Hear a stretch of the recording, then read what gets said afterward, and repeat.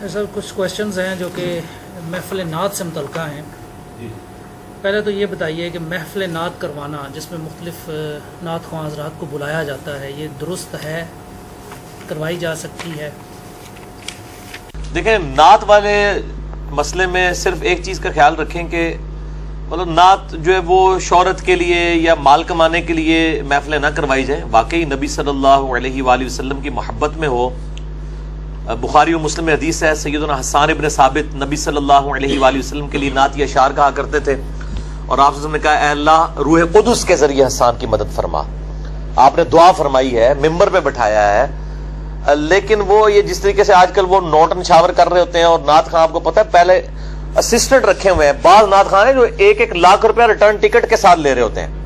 اس طرح کے جو نعت خواں ہیں وہ نعت پڑھنے تو نہیں آ رہے ہیں، وہ تو اپنا ایک کمائی کا معاملہ کرنے جا رہے ہیں. تو ان کو میرا خیال ہے اسی میں لینا چاہیے، وہ ایک کمائی والا معاملہ ہے، باقی نعت کا تو ان کے ساتھ کوئی تعلق نہیں ہے. اور دوسری چیز یہ دیکھنی چاہیے کہ نعت میں شرکی الفاظ نہ ہو. یہ خود فتاوی رضویہ میں احمد بریلوی صاحب نے لکھا ہے کہ میں اکثر نعت لکھے ہوئے لوگوں کی نعتیں نہیں سنتا ہوں، کیونکہ نعت لکھنا پل صراط پر چلنے کی مانند ہے. کہ یہ احمد بریلوی صاحب کہہ رہے ہیں کہ ذرا سا ادھر ہو گیا تو گستاخی اور ذرا سا ادھر ہو گیا تو شرک.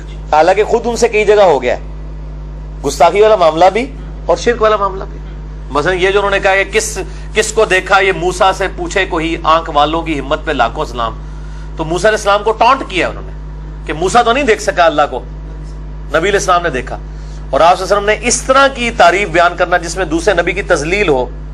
بخاری مسلم میں حدیث ہے مجھے یونس علیہ السلام پہ بھی فضیلت مت دو. ایک تو فضیلت ہے وہ ہے تلک الرسل فضلنا بعضهم علی بعض، آپ صلی اللہ علیہ وسلم امام الانبیاء ہیں.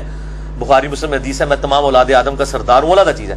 لیکن دوسرے کو نیچا کر کے آپ کو اوپر کرنا، اس کی اسلام میں اجازت نہیں. اس قسم کی نعتیں نہ ہو، اور مرد و عورت کا اختلاط نہ ہو، اور باقی جو یہ ڈسکو معاملات جو چل رہے ہیں یہ نہ ہو، اور مطلب کوئی امرد نہ ہو، یعنی بہت چھوٹے بچے اور وہ اس طرح کے ایشوز نہ ہو. ان ساری چیزوں کے ساتھ محفل نعت کے لیے بھی میرا یہ موقف ہے، اور قرات کی محفلوں کے لیے بھی یہی موقف ہے. اور پوری رات کے لیے نہیں ہونی چاہیے، دن کے وقت کریں اور رات کو بھی کریں، 1.5-2 گھنٹے کے لیے کریں. پوری رات کے لیے کرتے ہیں وہ لوگ، صبح جا رہے ہوتے ہیں اذانوں کے وقت گھر جا رہے ہوتے ہیں، کوئی 2-4 ہمارے جیسے ہوتے ہیں جو نماز پڑھنے کے لیے جا رہے ہوتے ہیں. تو اس طرح کی چیزیں نہیں ہونی چاہیے. سر اس حوالے سے ایک کانسیپٹ بھی پایا جاتا ہے کہ نبی صلی اللہ علیہ وآلہ وسلم اس محفل نعت میں تشریف لائے ہوئے ہیں. یہ کانسیپٹ عموماً پایا جاتا ہے جو کرواتے ہیں. اب اس میں 2 چیزیں ہیں. اگر تو نبی صلی اللہ علیہ وآلہ وسلم خود تشریف لائے ہوئے ہیں تو کیا ان کی موجودگی میں اس طرح کی محفل نعت کے جس میں آوازوں کا بلند ہونا ہوتا ہے اور نوٹ نچھاور کیے جاتے ہیں اور سپیکرز لگے ہوئے ہیں، کیا یہ آوازوں کا بلند کرنا اگر وہ آئے ہوئے ہیں اور نعرے بازی ہونا، کیا یہ سورہ حجرات کی آیات کو اپنے پہ فٹ کرنا نہیں ہے؟ لا ترفعوا اصواتکم فوق صوت النبی. اور اگر وہ آئے ہوئے ہی نہیں ہیں اس محفل میں تو پھر وہ جو کانسیپٹ ہے لوگوں کا کہ جی نبی صلی اللہ علیہ وسلم آئے ہوئے تو پھر وہ جھوٹا ہو جاتا ہے. دونوں صورتوں میں خرابی ہی خرابی نظر آتی ہے. یہ بالکل آپ پھکی والی بات کر رہے ہیں نا، اینٹی وینم والی بات ہے، الزامی جواب ہے. بالکل صحیح ہے کہ اگر نبی علیہ السلام وہاں پہ موجود ہیں تو آوازوں کا بلند کرنا اور ہاؤ کے اتنے اونچے نعرے لگانا تو صراحتاً گستاخی ہے. ایون آج بھی روزہ رسول کے اوپر صلی اللہ علیہ وآلہ وسلم یہ جعلی شریف کے اوپر آیت لکھی ہوئی ہے، ان الذین یغضون اصواتهم عند رسول اللہ، بے شک وہ لوگ جو رسول اللہ کے حضور اپنی آوازیں پست رکھتے ہیں انہی کے دل اللہ نے تقوی کے لیے چنے.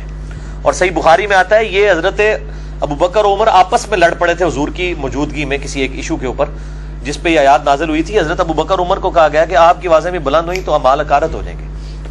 تو یقیناً آپ صلی اللہ علیہ وسلم کے بارے میں اگر کسی نے یہ عقیدہ رکھا ہوا ہے تو پھر ان کو تو یہ پوچھنا چاہیے کہ آپ یہ حرکت کیوں کرتے ہیں. ویسے تو یہ عقیدہ ہی باطل ہے.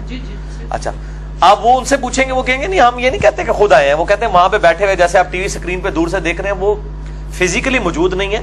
حاضر و ناظر کا کانسیپٹ وہ کہتے ہیں وہاں پہ بیٹھے ہوئے مشاہدہ کر رہے ہیں. میں کہتا ہوں جی نبی علیہ السلام مجھے یہ یقین ہے کہ مجھے بیٹھے ہوئے وہ دیکھ رہے ہیں، تو مجھے تو اس طرح کی حرکتیں پھر بھی نہیں کرنی چاہیے. ٹھیک ہے، مطلب آپ کا استاد آپ کے گھر والے کئی چیزیں دیکھ رہے ہوں تو آپ جو ہیں وہ مطلب شرم کرتے ہیں کہ یار اس قسم کی کوئی مطلب مجھے بےہودہ حرکت نہیں کرنی چاہیے، کوئی سیٹی نہیں مارنی چاہیے، کوئی اس طرح کا. تو پھر نبی صلی اللہ علیہ وسلم اگر دیکھ رہے ہیں اس صورت میں بھی غلط ہے اگر انہوں نے وہ عقیدہ بنایا ہوا ہے. ویسے تو یہ عقیدہ ہی اس طرح کا نہیں ہے، ایسا نہیں ہے عقیدہ. باقی ہمارا درود السلام آپ صلی اللہ علیہ وآلہ وسلم تک پہنچتا ہے فرشتوں کے ذریعے، اللہ تعالیٰ پہنچاتا ہے جس طریقے سے بھی، ہم اللہ ہی کو کہتے ہیں اللہم صلی علی محمد وعلی آل محمد. تو بالکل یہ گستاخانہ ہے، قبر رسول کے سامنے آواز بلند کرنا بھی گستاخانہ ہے، عمل ہے، اور اس سے بچنا چاہیے. بالکل جی، ہم تو کہتے ہیں. اور مسجد کی بھی گستاخی ہے، مسجد میں دیوار ڈالنا بہت اونچا. بلکہ آپ کے فیصل آباد سے ایک آئے، وہ بھائی ریورٹ ہوئے تھے، وہ مجھے بتانے لگے کہ میں پہلے ایک بہت بڑے پیر صاحب کے ساتھ یعنی ریلیٹڈ تھا، تو ہم نے قوالی کا ایک پروگرام کیا. وہ کہتے ہیں وہ پورے ہم نے ٹینٹ وغیرہ لگائے، یعنی مسجد کے باہر تھا پروگرام. اتنی شرم و یام ہے، مسجد کے اندر نہیں کرتے ہیں یہ اس طرح کی حرکتیں. وہ کہتے ہوا یہ کہ پھر وہ بارش ہو گئی. وہ کہتا ہے میرے پاس مسجد کی چابی تھی، میں نے جا کے مسجد کا دروازہ کھولا اور میں نے کہا پیر صاحب کوئی مسئلہ نہیں ہے، اگر باہر نہیں ہو رہا تو ہم مسجد کے اندر پروگرام کرا لیتے ہیں قوالی کا. وہ کہتا ہے کیوں مروان لگاؤ بھائی. کہتا ہے میں نے کہا کہ یہ اگر نیکی کا کام ہے تو مسجد کے اندر بھی ہو سکتا ہے، یہ تو نہیں ہے کہ مسجد کے اندر اگر نیکی کا کام کریں گے تو گناہ ہے. تو اتنی شرم و حیا ان کے اندر بھی ہے. وہاں سے وہ سوچنا شروع ہوا، اللہ تعالیٰ نے اس کو ہدایت تک پہنچایا کہ یار اگر یہ کام مسجد میں نہیں ہو سک رہا تو یہ پھر نیکی کا کوئی کام نہیں ہے. تو وہ مطلب دماغ کی عقدہ کھل گیا نا وہاں سے. تو اگر یہ سمجھتے ہیں کہ اس قسم کے یہ کام جو ہے وہ نیکی کے کر رہے ہیں تو ان سے پوچھیں کہ نبی صلی اللہ علیہ وآلہ وسلم اگر موجود ہوں ان کے سامنے اس قسم کی اوٹ پٹانگ حرکتیں کرنا، کیا آپ اس کو صحیح سمجھیں گے؟ تو پتہ چل جائے گا غلط. سورہ حجرات کی جو آیت ابھی آپ نے ریفر بھی کیا، اس میں یہ ایسا ہے کہ ایک تو کہا گیا کہ اونچی آواز نہ کرو، اور دوسرا یہ ہے کہ ایک دوسرے کا نام لے اس میں اور نہ ان سے اونچی آواز سے بات کرو جیسے آپس میں ایک دوسرے سے کرتے ہو. جب ہم آپس میں ایک دوسرے سے بات کرتے ہیں تو ہم ایک دوسرے کا نام لیتے ہیں. تو کیا نبی صلی اللہ علیہ وآلہ وسلم کا نام مبارک محمد یہ لیا جا سکتا ہے؟ آپ کو پکارنے کے لیے نہیں لیا جا سکتا کہ یا محمد جی، یا رسول اللہ کہا جائے گا. نماز میں بھی ہم کہتے ہیں السلام علیکہ ایھا النبی، یا نبی اللہ یا ایھا النبی کہا جائے گا. اور یہ حقیقت ہے کہ صحابہ کرام آپ صلی اللہ علیہ وسلم کو نام سے نہیں پکارتے تھے انہی آیات کی وجہ سے. اور میرا وہ جو کلپ چڑھا ہوا ہے نا یا رسول اللہ سے متعلق صحیح عقیدہ کیا ہے، لاکھوں لوگ دیکھ چکے ہیں، اس میں نے یہی چیز بیان کی ہے کہ آپ صلی اللہ علیہ وآلہ وسلم کو آپ ادھر آ جا کیسے گزر کے آج بیٹھے اپنی جگہ پہ، آپ صلی اللہ علیہ وآلہ وسلم کو آپ یا رسول اللہ کہہ کے ہی پکاریں گے، یا محمد نہیں کہیں گے. ویسے محمد، اور یہ پابندی بھی صرف ہمارے لیے ہے امتیوں کے لیے. بخاری مسلم میں حدیث ہے کہ جو حدیث شفاعت ہے اس میں اللہ تعالیٰ فرمائے گا کہ اے محمد اپنا سر اٹھاؤ. انہوں نے اللہ پہ بھی بندی لگا دی ہے، کہتے ہیں اللہ بھی نہیں یا محمد کہتا. قرآن میں واقعی کہیں نہیں کہا، لیکن حدیث میں یا محمد موجود ہے، بخاری مسلم میں موجود ہے. اللہ پہ کوئی پابندی نہیں، اللہ کے تو بندے ہیں. تو یہ بھی دوسری ایکسٹریم ہے. اسی لیے کئی مسجدوں میں بریلویوں کی یا محمد لکھا ہوا ہے ساتھ، تو دوسرے لوگ پھر کہتے ہیں یا محمد نہ لکھیں، یا رسول اللہ لکھیں اگر آپ نے لکھنا ہے. ہمارے نزدیک تو مسجدوں کے اوپر اس طرح کی کوئی چاکنگ ہونی ہی نہیں چاہیے، کسی قسم کی بھی چاکنگ. مطلب میں نہیں اس کو صحیح سمجھتا کہ مسجد کو، خود بہار شریعت میں مفتی امجد علی صاحب نے لکھا ہے کہ دیوار جو ہے وہ زمین کے حکم میں داخل ہے. تو اس کا مطلب دیوار پہ جو آیت بھی لکھی ہوگی نا تو زمین پہ لکھ دی آپ نے. اسی لیے جو دعوت اسلامی والے ہیں نا وہ چاکنگ نہیں کرتے ہیں، وہ فریم بنا کے لٹکاتے ہیں، اور ہم نے بھی فریم ہی لٹکائی ہوئی. آپ دیکھیں وہ کہتے ہیں اگر آپ دیوار کے اوپر لکھ دیں گے نا دیوار زمین کے حکم میں داخل ہے، وہ گستاخی ہے. دیکھو نا دعوت اسلامی نے چیزاں جیسی سیکھی ہیں نا. پھر اچھی بات کہیں سے بھی ملے لے، ہم تو خیر ڈگر یعنی مختلف ڈگر کا پانی پیے ہوئے تو ہم نے وہ چیزیں لی ہیں. کبھی کوئی چیز ڈائریکٹ نہ لکھی جائے دیوار کے اوپر. تو یہ یا اللہ یا محمد والا جو معاملہ ہے نا یہ بھی مطلب نہیں ہونا چاہیے اس طریقے سے. اچھا سر، ایک سوال یہ ہے کہ قرآن کہتا ہے کہ اللہ تعالیٰ فرش پر ہے، اور آپ بھی اکثر ترجمہ کرتے ہوتے ہیں کہ قرآن عرش پر ہے. الرحمن علی العرش استوى، اور اللہ تعالیٰ کا عرش پر ہونا اس کی شان کے لائق ہے. اکثر دعاؤں میں نبی صلی اللہ علیہ وآلہ وسلم کو دعا ختم کرتے ہیں تو زینت عرش ہی لفظ استعمال کیا. غلط ہے، یہ لوگوں نے خود بنایا ہوا ہے. آمدہ بریلوی صاحب نے بھی نعت کہی ہے عرش حق ہے مسند رفعت رسول اللہ کی، دیکھنی ہے حشر میں عزت رسول اللہ کی. وہ کہتے ہیں کہ اللہ کا جو عرش ہے یہ نبی صلی اللہ علیہ وسلم کی مسند ہوگی. حالانکہ قرآن تو کہتے ہیں عسیٰ ان یبعثک ربک مقاما محمودا، مقام محمود نبی صلی اللہ علیہ وسلم کی رفت کا مقام ہے، عرش الہی نہیں ہے. تارو جمیل صاحب بھی کر رہے ہوتے ہیں کہ جی وہ نبی صلی اللہ علیہ وسلم عرش پہ، اور پھر وہ کہتے ہیں جی وہ جوڑوں سمیت چلے گئے، اور یہ اس قسم کی باتیں لوگ کر رہے ہوتے ہیں. عرش تو اللہ تعالیٰ کی جو ہے وہ خاص تخت ہے، اور سورہ بنی اسرائیل میں اللہ تعالیٰ نے فرمایا نا کہ اگر اللہ کے علاوہ اور کوئی الہ ہوتا ضرور عرش کی طرف راستہ تلاش کرتا کہ تاکہ اس کے تخت حکومت پہ قبضہ کرے. وہ اللہ نے تو اپنے ساتھ مخصوص کیا, وہ رب العرش العظیم, اور عرش مخلوق ہے.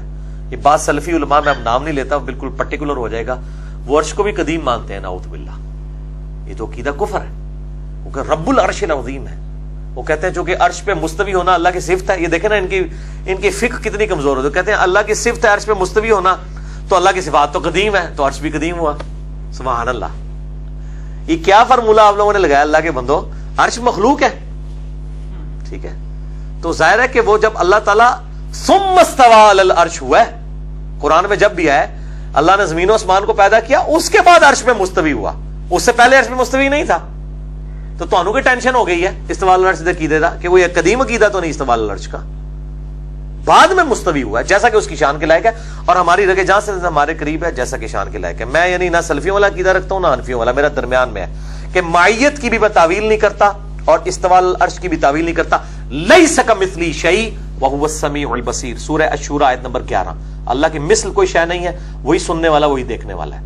تو نبی علیہ السلام کے بارے میں یہ باتیں کرنا انتہائی گستاخانہ ہے. اسی طرح یہ کہنا کہ جی نبی علیہ السلام کی قبر جو ہے اللہ کے عرش سے, خانہ کعبہ سے, کرسی سے افضل, یار یہ ان بحثوں میں آپ کیوں پڑے ہوئے ہیں؟ نبی صلی اللہ علیہ وآلہ وسلم نے جب ان چیزوں کو ڈسکس نہیں کیا, آپ کیوں کر رہے ہیں؟ پھر وہ کہتے ہیں نہیں نہیں وہ جو حصہ ہے زمین حضور کے ساتھ ٹچ ہے, چونکہ اس مٹی سے آپ ان کی پیدائش ہوئی ہے اور آپ مخلوقات میں سب سے افضل ہیں, اس لیے وہ والی مٹی جو ہے وہ عرش سے افضل ہے.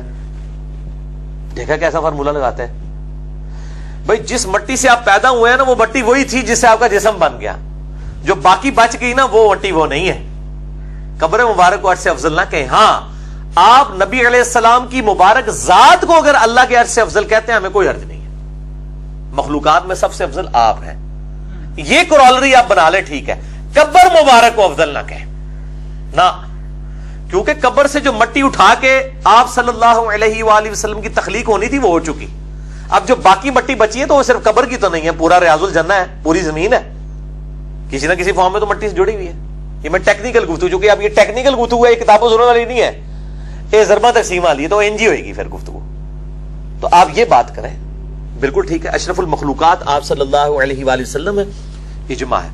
باقی قبر مبارک کے بارے میں یہ بات کرنا, تو اس سے تو پھر وہ کل کو کوئی کہے گا جی چونکہ اب قبر افضل ہے خانہ کعبے سے, لہذا جب کعبے کا طواف ہو سکتا ہے پھر قبر کا بھی ہو سکتا ہے. قرآنری تو ماشاءاللہ ہمارے بریلوی بھائی پھر بنا دیں گے, اور یہ عقیدہ المحند المفند میں دیوبندیوں نے لکھا ہے, اور یہی عقیدہ جو ہے وہ بہار شریعت کے اندر بریلویوں نے لکھا ہے, یعنی متفقہ عقیدہ بنایا. جب دلیل پوچھتے ہیں کہتے ہیں آپ گستاخ رسول ہیں.